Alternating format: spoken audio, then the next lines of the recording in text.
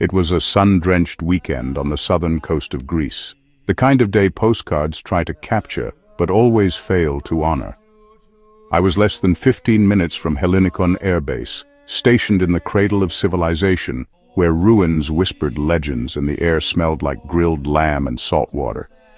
By then, I'd grown used to the language, the food, the rhythm of Mediterranean life.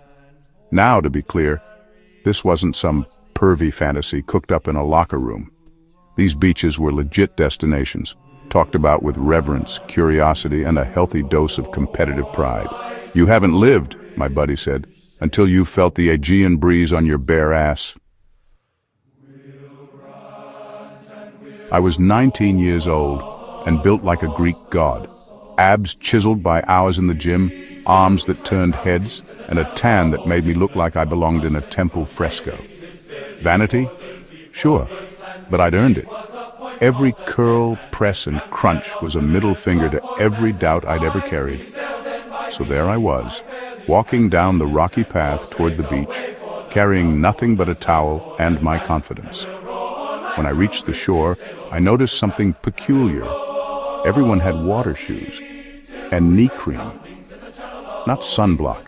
This was some kind of Greek magic cream that supposedly helped with jellyfish stings and sea urchins. But hey, when in Rome, or more accurately, when in Greece, do as the naked Grecos do. I dropped my towel, gave a respectful nod to the sunbathers, and strolled with bravado to the edge of a rock cliff everyone was jumping from. I took a deep breath, adjusted my stance, and dove. The water welcomed me like an old friend. Cool, clean, perfect. Pain. Sharp, immediate, blinding. I kicked off instinctively, cursing underwater, thrashing like a drunk octopus until I made it to the surface. I looked down at my heel, black dots, dozens of them, embedded deep. Pride bruised and bare ass exposed, I limped across the beach to the path. I passed locals who tried to avoid eye contact and tourists who did double takes. A kind old lady offered me an orange from her cart. I thanked her and kept walking. When I got to the hotel, the Greek receptionist didn't flinch. An hour later, I was in a medical room, being prodded by a doctor with the personality of a disgruntled mechanic. "How many?" I asked. He squinted, shrugged, and said, "About 21. He numbed me up, gave me a cocktail of painkillers, and said the words I'll never forget. "Be thankful it was your foot." That night, lying on my bunk, heel throbbing, ego in shambles, I had time to reflect. It's funny how pain brings clarity. There's something humbling about limping barefoot down a Greek road with your ass hanging out and sea urchin venom in your bloodstream. I thought about all the other near misses in my life.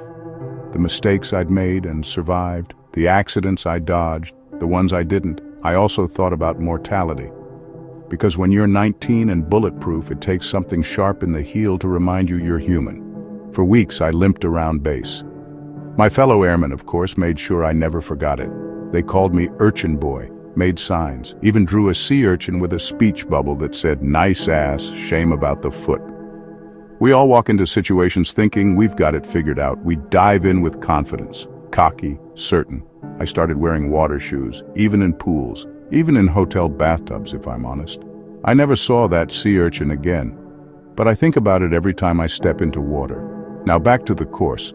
If anyone has a problem with the puma on the putting green, well, you can kiss my kitty. Don't forget to like and subscribe to yourself. That is, you're the only channel that really matters. Slantamath and farewell.